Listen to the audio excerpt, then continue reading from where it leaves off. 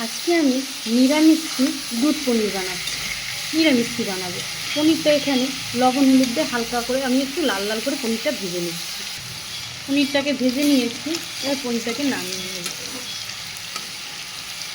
পনিরটা তুলে নিয়েছি, সেই পনির ভাজার তেলেই সামান্য আমি ঘি দিয়ে দিলাম। যারা ঘি খান না তারা ঘিটা বাদ দিতে পারেন, কিন্তু ঘি দিলে স্বাদটা বেশি ভালো আসবে। সেই ঘি তেলের মধ্যে আমি সামান্য চিনি দিয়ে দিলাম। এবার গোটা জিরে, গোটা গরম মশলা, এলাচ, লবঙ্গ, দারচিনি, আর এলাচটা ফেড়ে দিয়েছি, আর একটা শুকনো লঙ্কা, একটা জয়িত্রীর টুকরো দিলাম। এবার এখানে আদা, জিরা আর কাজু বাদাম, একটু কিশমিশ একসঙ্গে বেটে নিয়েছিলাম, সেটা দিয়ে দিলাম। আপনারা এখানে কি করবেন, চার মগজ পোস্ত দিতে চাইলে সেটাও দিতে পারে, কিন্তু আমি আদা, জিরে, কাজু বাদাম, লঙ্কা আর কিশমিশ কটা দিয়ে ভালো করে পেস্ট করে নিয়েছিলাম। একদম সিম্পলভাবে নিরামিষভাবে বানাচ্ছি। মশলাটা খুব ভালোভাবে কষানো হয়ে গিয়েছে। আমি কাঁচা লঙ্কা দিয়েছি, আপনারা শুকনো লঙ্কা দিতে চাইলে দিতে পারেন। আলু ভেজে রেখেছিলাম, সেই আলু ভাজা দিয়ে দিলাম। এবার যদি না কেউ আলু দিতে চান, আলুটা না দিলেও ভালো লাগবে, কিন্তু আমার একটু আলু না হলে আবার চলে না, তাই আমি আলু দিলাম। এবার এখানে পনিরটাও দিয়ে দিলাম। এবার পনিরটা খুব ভালোভাবে এর সাথে কষিয়ে নিচ্ছি। এবার এখানে গরুর দুধ একদম মেরে নিয়েছি, সরটাও আছে। এবার একটু গোলাপ জল আর একটু কেওড়া জল দিলাম। যারা দিতে চান না তারা না দিলেও হবে, সামান্য একটু মিঠা আতর দিলাম। দিয়ে এখানে সেই দুধটা যে কষিয়েছিলাম, পনির আর আলুটা সেখানে দিয়ে দিলাম। এবার দুধটা দিয়ে দিলাম। খেতে কিন্তু দুর্দান্ত লাগে। যদি আপনাদের কাছে নারকেল থাকে, এখানে নারকেল কুড়াও ব্যবহার করতে পারেন, বাটাও দিতে পারেন মশলার সাথে, তাও কিন্তু খেতে সুস্বাদু লাগবে।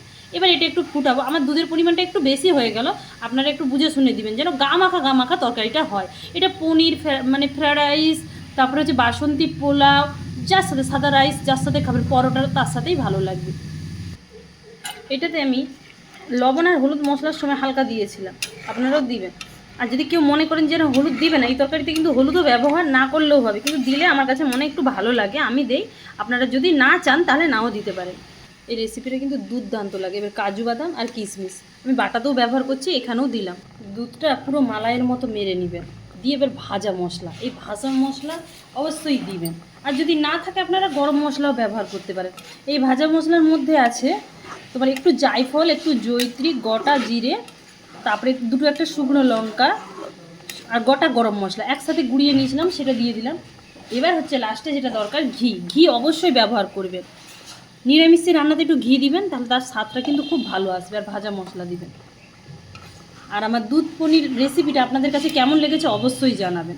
এটা আপনারা সাদা ভাত, রুটি, পরোটা, লুচি যার সাথেই খাবেন, রাইস টাইস, বাসন্তী পোলাও, তার সাথেই কিন্তু ভালো লাগবে। এটা কিন্তু এখনও পুরো আরও একটু প্রায় হয়ে এসেছে, কিন্তু আরেকটু দুধটা মারবো, পুরো ক্ষীরের মতো হবে, আর খেতে হয় দুধদান্ত। দেখুন দুধ পনির আমার রেসিপিটা রেডি, একবার বানিয়ে খেয়ে দেখবেন। আজকে একটু ফ্রায়েড রাইসের সাথে আমার সত্যি বলতে বাড়িতে আত্মীয় এসেছে, নিরামিষে একজন খায়, তার জন্য এই দুধ পনির আর ফ্রায়েড রাইস। আর আমার বোনরা বিরিয়ানি খাবে, তাদের জন্য বিরিয়ানি। কেমন হয়েছে রেসিপিটা অবশ্যই জানাবেন। আমার যদি সব মেদিনীপুর থেকে লোক এসেছে, আমার যদি রেসিপি ভালো লেগে থাকে সবাই ভালোবাসা দেবেন, সবাই সাথে থাকবে। নমস্কার।